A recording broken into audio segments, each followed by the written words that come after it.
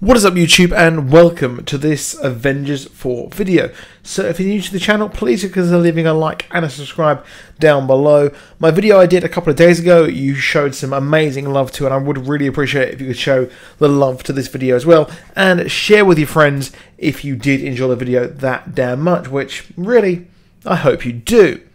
So Thanos, he is the big bad. He is the absolute bad boy of the MCU, and really he provided the deepest cut to each one of these Avengers and really the entire world. Now the question is, will death ever actually appear in the MCU? Now the Russo brothers have been tight-lipped, and well, they wanted to create a more of a grounded movie, which I think they did actually do, despite the fact that someone snapped their fingers and half of the population of the world completely disappeared.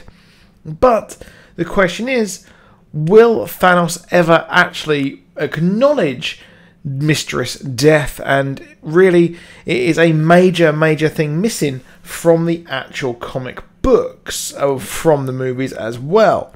But the thing here is the fact that it is so fantastical, and will this ever actually appear? Now we know that over in Avengers 4 we will be getting a brand new threat. This has been mentioned a couple of times in marketing materials for the movie as well. So we know that a new threat is coming. Now when we thought that the movie would be called Avengers Annihilation, we did actually mention Nihilus, someone from the negative zone. But there is another idea that we could actually use, and that other threat could be Mistress Death. Now having her in this movie would be absolutely fantastic, and we know that Thanos could possibly be a bit sketchy, and using this idea of actually having a motive of a altruistic motive there of wanting to actually fix the universe and save it from overpopulation.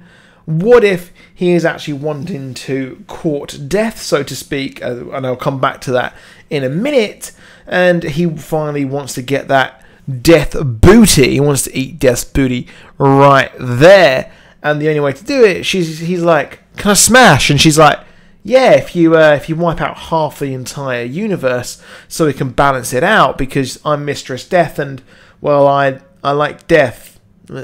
That's who I am. Now, of course, he did actually lie a few times in Avengers Infinity War, because he does actually mention to Gamora that, well, her entire planet is thriving. Now, there is a few things here which we have to take with a pinch of salt, because the sheer fact that, well, in Guardians of the Galaxy she says that she is the last of her kind, but let's not forget she is on a mission from God. No, she's not a Blues Brother, she's a Green Sister, and she's on a mission from Thanos. And what if she is using that to actually use and survive? And if she is the last of her kind, why has no one from the Guardians actually been like, hold on, your planet's actually doing quite well. It's doing okay. Your stepdad there has a sort of he has a point with this whole wiping out the entire half of the universe. But what if he has actually decided to lie to her and things like that to hide his plan, and well, the fact that if he is causing death, he wants his plan to really work. He wants it to have meaning, and if it isn't actually working, and if his old kind of cover story for death, well, he's going to need to lie about that, isn't he? So maybe that is why he is lying about it, and his motivation is to actually court death. And that is what was said in Avengers 2012, the 2012 movie that is. And he does actually turn and, you know, pretty much smile at the camera when he's told that to attack Earth is to court death. Now, that is very curious. It's a very knowing nod. It's a very nod to people in the cinema screen who has read the comics, and they're like, oh, I see what you did there. I see you. I get that reference. But there is another thing which was so weird. Now, a few people, myself included, think that the MCU version of Mistress Death is actually Hela, because, you know, she controls the afterlife and things like that. And adding her in, not having some kind of actually goth girlfriend version, and having this Hela Norse god version, or goddess, yeah, I'm not too sure what the social justice warrior term would be there. But having her actually replace this would work. For one, they actually got it on in the comics. They actually played tonsil hockey there in the comics, in the Thanos comic, which you need to go and read because it's stunning. So go and check that out. But when you finish reading that comic, come back here, of course, or you can read it while you. I don't know why I'm thinking too much into what you're actually doing. It doesn't really matter or have much effect on me as long as you're watching this video. And I'm making this video longer now so you can watch more of it, so this channel can actually, you know, do well. But I'm going to stop now, because what if, and this is very weird here, myself, when I was watching Infinity War, I was thinking, why on earth did we open the film with the Asgardians being completely and utterly wrecked by the Black Order and the rest of the army of Thanos?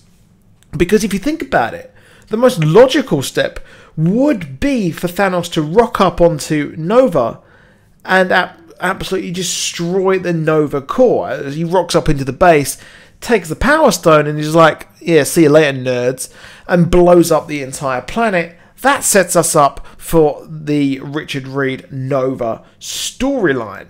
But we see him go to, well, you guessed it, well, because you've seen the movie, obviously, and you wouldn't be watching this video if you hadn't seen the movie.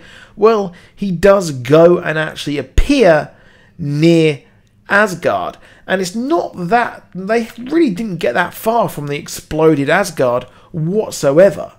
So he's there, he gets the Tesseract, and he's able to humbly have, or Majesty, or whatever his Squidward friend says, he has his 2 stones.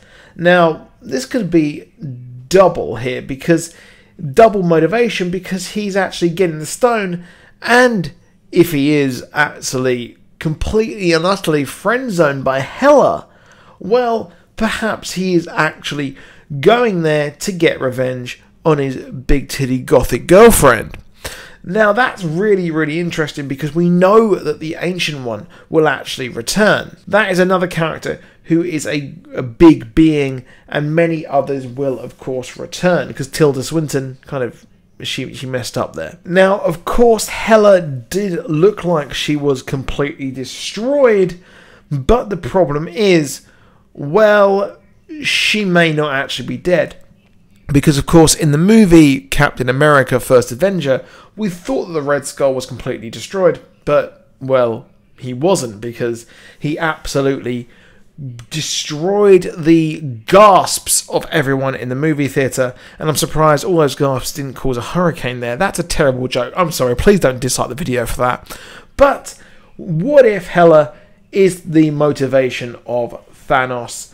Now, really, why wouldn't she have mentioned that in Thor Ragnarok? You'd think she would mention if she had the Galactic Warlord on her side, but he wasn't that massive of a threat just yet, because, well, he didn't have really that many Infinity Stones.